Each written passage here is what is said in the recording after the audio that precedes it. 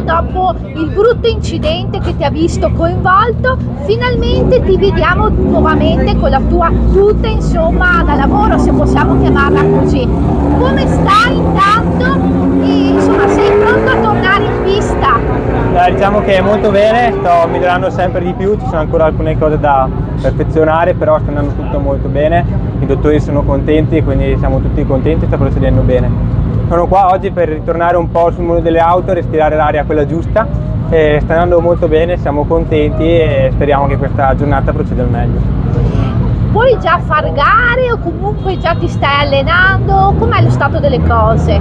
Diciamo che adesso farò un'altra operazione tra 1 o 2 settimane dove dovrò sistemare il braccio che ha ancora un problemino. Poi da là partiranno tutti quanti i test e vediamo anche di fare qualche gara durante l'anno. Ti è mancato il mondo delle corse? Hai seguito le gare in qualche maniera?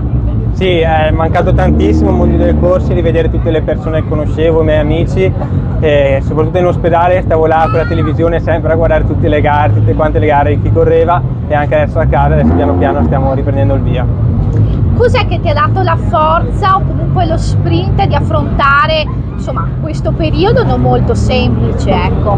Diciamo che la forza è stata ritornare in macchina, volevo ritornare in macchina, rifare quello che mi piace, quello che mi fa stare bene, che mi migliora tutti i pensieri, e per ottenerlo ho dovuto lavorare tanto, come tutte le cose per ottenerlo bisogna lavorare, e quindi oggi siamo qua e sono molto soddisfatto di me stesso. Ti senti di voler ringraziare qualcuno in particolare?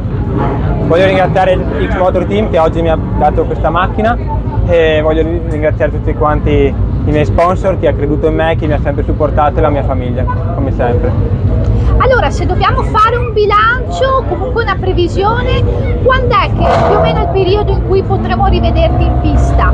Allora, la prossima settimana avrò un test prima di fare l'operazione per conoscere un po' la macchina, capire me stesso come sono le mie sensazioni, e dopo da là dovrò fare l'ultima gara di Coppa Italia con la Leon Cupra TCR, quella con cui devo correre quest'anno, a Misano.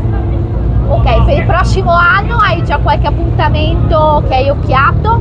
No, ancora al momento no, stiamo cercando un po' di capire prima me come sono messo e da là lavorare per il prossimo anno.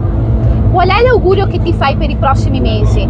Speriamo che tutto possa andare al meglio, di essere sempre con il sorriso, e l'importante è essere felici.